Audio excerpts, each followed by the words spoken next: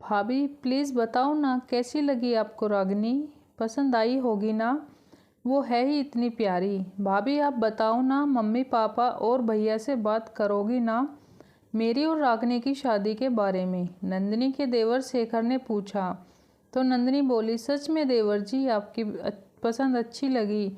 अब तो रागिनी को ही ये बनाकर लाऊंगी अपनी देवरानी, वादा है आपसे। आप बेफिक्र हो जाओ, आपके भाई और मम्मी पापा जी को मनाने का काम मेरा। लेकिन अभी कुछ दिन रुक जाओ, रमा जी की नंद की शादी हो जाए, आपके भैया आ जाए, तब उनके सामने सबसे बात करूंगी। भाभी सच में आप दुनिया की सबसे प्यारी भाभी हैं। सच कहते हैं लोग, भाभी माँ का रूप होती है। आप मेरी भाभी ही नहीं, सबसे अच्छी दोस्त भी हो, शेखर ने खुशी से झूमते हुए कहा। शेखर अपनी भाभी नंदिनी से अपने दिल की हर बात कह लेता था। दोनों हम उम्र थे तो दोनों की अच्छी बनती थी। शेखर के भैया गोविंद रेलवे में सरकारी नौकरी करते थे, दूसरे शहर में रहते थे। पहले तो नंदिनी भी वहीं रहती थी, लेकिन अभी 6 महीने से अपने सास ससुर के साथ रह रही थी। 2 महीने पहले ही प्यारे से बेटे को जन्म दिया था। नंदिनी सोच रही थी रमा जी की नंद की शादी पर जब गोविंद आएंगे तो उनके साथ चली जाएंगी। अब तो उसने माँ जी से सीख लिया है कि बच्चे को कैसे संभालना, और गोविंद भी तो 6 महीने से अकेले ही एडजस्ट कर रहे थे। शेखर, तेरे भैया का फ़ोन आया है, उसकी गाड़ी 1 घंटे में स्टेशन पहुंच जाएगी। मोटरसाइकिल ले जा और बुला ला उस। शाम को रमा के ससुराल के लिए निकलना है तुम तीनों को, शेखर की माँ ने कहा। अरे माँ, आप और पापा भी चलना।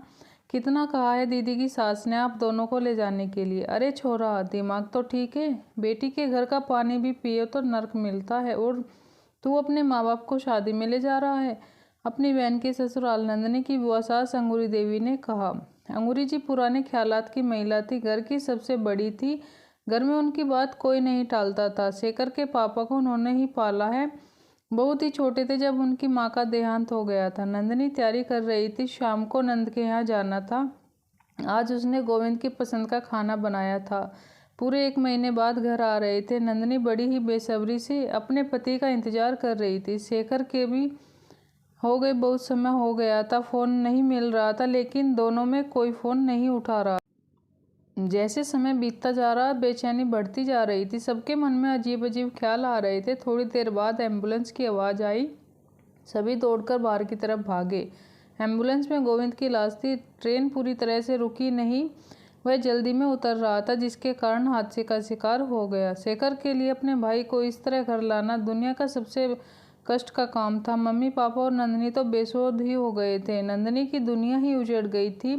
2 महीने के बच्चे के सर से पिता का साया उठ गया था। गोविंद के जाने के बाद हंसते खेलते घर में उदासी और खामोशी ने अपनी जगह बना ली थी।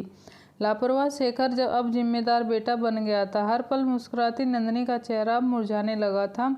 नंदिनी हर वक्त गुमसुम रहने लगी। गोविंद को गए 6 महीने हो गए थे। नंदिनी के मम्मी पापा आज उसके ससुराल आए थे। बुआजी ने बुलवाया था। शेखर और नंदिनी को भी वहीं बैठाया। बुआजी ने नंदिनी के पापा से कहना शुरू किया, शर्मा जी, नंदिनी आपकी बेटी ही नहीं, हमारे घर की बहू भी है। गोविंद तो चला गया, इन दोनों का साथ शायद इतना ही लिखा था ईश्वर ने, लेकिन अभी उम्र ही क्या है बेचारे की, पहाड़ जैसा जीवन अकेले कैसे काटेगी। इसलिए मेरा फैसला है कि नंदिनी को उसके देवर के लिए बैठा दो। आपको सिर्फ बताने के लिए बुलाया है। 15 दिन बाद बड़ा अच्छा मुहूर्त है, उस दिन इन दोनों का विवाह करवा दिया जाए। आप कहे न कहे अपनी बेटी की शादी तो करेंगे ही, कहीं बाहर जाएगी तो हमारे बेटे को भी साथ ले जाएगी। इससे अच्छा घर में ही रहेगी और इसका जीवन भी संवर जाएगा। वर्षों से यही तो होता आया है, इसमें कोई बुराई नहीं है। बुआजी की बात सुनकर सभी लोग चुप बैठे थे। किसी को कुछ समझ नहीं आ रहा था कि क्या बोले। बुआजी ने शेखर से पूछा तो वह चुप रहा, उसने कोई जवाब नहीं दिया। फिर उन्होंने नंदिनी की तरफ देखा। नंदिनी ने अपने आंसू पूछे और बोली, बुआजी, मैं आपके फैसले को बिल्कुल नहीं मानती। शेखर भैया को मैंने छोटे भाई की तरह ही माना है, उनको पति का स्थान मैं नहीं दे सकती। आप लोगों को मेरी फिक्र करने की ज़रूरत नहीं है, मैं ठीक हूँ। आप सब लोग ही मेरे साथ हैं। मुझसे बिना शादी किए मेरे बेटे को पिता का प्यार दे सकते हैं। जब मुझे लगेगा कि मुझे जीवन साथी की ज़रूरत है, मैं मन से तैयार हूँ, अब तो मैं आप सबको बता दूंगी। फिर उसने अपने सास ससुर से कहा, मम्मी जी, पापा जी, शेखर भैया की शादी 15 दिन बाद उसी शुभ मुहूर्त में होगी, उस लड़की के साथ जिससे वे पसंद करते हैं। रागिनी नाम है उसका। इनके साथ पढ़ती है, मिली हूँ मैं उससे, बहुत ही प्यारी लड़की है, उसकी मैं देवरानी बनाकर लाऊंगी। आप लोग शादी की तैयारी कीजिए, हम कल ही रागिनी के घर जाएंगे। नंदिनी की बात सुनकर सब निशब्द हो गए। बुआजी कुछ बोलना चाह रही थी, लेकिन शेखर के पापा ने उन्हें रोक दिया। नंदिनी के मम्मी पापा को अपनी बेटी के फैसले पर गर्व हो रहा था और शेखर हाथ जोड़कर अपनी भाभी को धन्यवाद कर रहा था। नंदिनी ने आज एक सही फैसला लेकर 3 जीवन बर्बाद होने से बचा लिए और वर्षों से चली आ रही रूढ़िवादिता को आगे बढ़ने से इनकार कर दिया। दोस्तों, आज की कहानी आपको कैसी लगी कमेंट करके ज़रूर बताना। वीडियो अच्छी लगे तो लाइक और शेयर करना। चैनल पर पहली बार आए हैं तो चैनल को सब्सक्राइब करके ही जाएं। साथ में दिए घंटी के बटन को दबाएं, जिससे मेरी वीडियो का नोटिफिकेशन आप तक पहुंच जाए। अपना कीमती समय देने के लिए धन्यवाद। मिलते हैं किसी नई वीडियो के साथ, तब तक के लिए बाय बाय।